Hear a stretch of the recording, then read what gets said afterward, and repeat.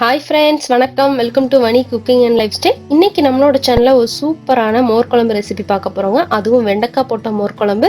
ரொம்ப கலர்ஃபுல்லான ரொம்ப டேஸ்டியான மோர் குழம்பு எப்படி செய்யலான்னு பார்த்துடலாங்களா? அதுக்கு முன்னாடி நம்ம சேனலை மறக்காமல் சப்ஸ்கிரைப் பண்ணிடுங்க. பக்கத்தில் இருக்கிற பெல் ஐக்கானையும் ப்ரெஸ் பண்ணிடுங்க. வீடியோவை ஸ்கிப் பண்ணாமல் பாருங்கள். இதுக்கு ஃபர்ஸ்ட் நம்ம ஒரு பேஸ்ட் ரெடி பண்ண போகிறோம். அதுக்காக அரிசி வந்து 1 ஸ்பூன் போல் எடுத்து அதை ஒரு 1/2 hour வந்து ஊற வச்சுருந்தேன். அதை வந்து இப்போ நம்ம தண்ணி வடிச்சிட்டு சேர்த்துக்கலாம் மிக்சி ஜாரில். அதோடவே கடலைப்பருப்பும் அதே அளவு ஒரு ஸ்பூன் போல் அதையும் ஒரு 1/2 hour ஊற வச்சுருந்தேன். இப்போ இதையும் வந்து நம்ம தண்ணியை வடிச்சிட்டு மிக்சி ஜாரில் சேர்த்துக்கலாம். அதோடவே ஒரு 1/4 கப் போல் தேங்காவும் பச்சை மிளகாய், காரத்துக்கு பச்சை மிளகாய் சேர்த்துக்கலாம். அதோடவே ஒரு 1.5 ஸ்பூன் போல் சீரகம் சேர்த்துக்கலாம். காரத்துக்கு இங்கே பச்சை மிளகாய் வந்து உங்களுக்கு தேவையான அளவு நீங்கள் அட்ஜஸ்ட் பண்ணிக்கோங்க. சேர்த்துட்டு இதை நல்லா ஃபைன் பேஸ்ட்டாக அரைச்சி இந்த மாதிரி நல்லா அரைச்சி அதை தனியாக வச்சுக்கலாம். இப்போ திரும்ப மிக்சி ஜாரில் தயிர் வந்து எடுத்துக்கலாம். தயிர் வந்து நான் 1 கப் தயிர் எடுத்திருக்கேன். இதை வந்து நல்லா மிக்சி ஜாரில் அடித்து நல்லா ஃபைனாக சாஃப்டாக்கி நம்ம தனியாக எடுத்து வச்சுக்கணும். இல்லைன்னா தயிர் கட்டி கட்டியாக இருக்கும்ல, அந்த மாதிரி நம்ம பிளெண்ட் பண்ணிட்டோம் அப்படின்னா நல்லா சாஃப்ட் ஆயிரும் உங்களுக்கு. இப்போ இந்த தயிரை வந்து நான் ஒரு பவுலுக்கு மாற்றிருக்கேன். இந்த பவுல்லே வந்து நம்ம அரைச்சி வச்சுருக்கோம் இல்லைங்களா தேங்காய் பேஸ்ட்டு, அதை வந்து சேர்த்திக்கலாம். அதுக்கு வந்து ஊற வச்ச அரிசி, ஊற வச்ச கடலைப்பருப்பு, பச்சை மிளகாய், தேங்காய், சீரகம் சேர்த்து அரைச்ச பேஸ்ட்டு, அதையும் சேர்த்து கூடவே ஒரு 1/2 கப் தண்ணியும் சேர்த்துருக்கேன். அதோடவே மஞ்சள் தூள் சேர்த்துக்கலாம்.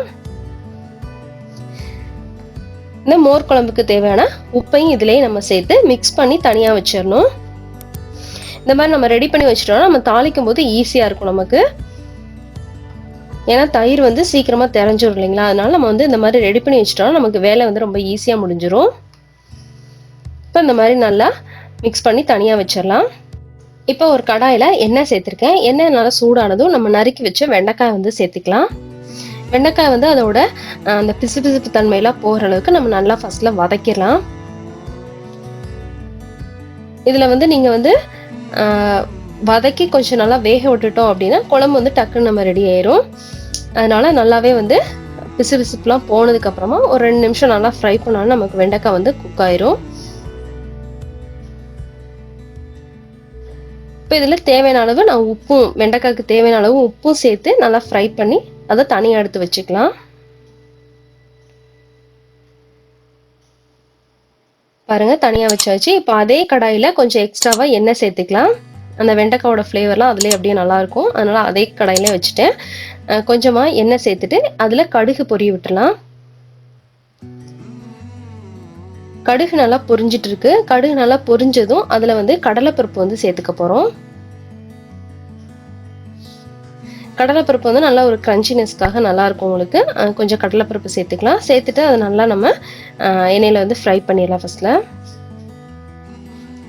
ஒரு நிமிஷம் நல்லா ஃப்ரை ஆனதும் இதில் நம்ம கருவேப்பிலையும் காஞ்ச மிளகாவும் சேர்த்துக்கலாம்.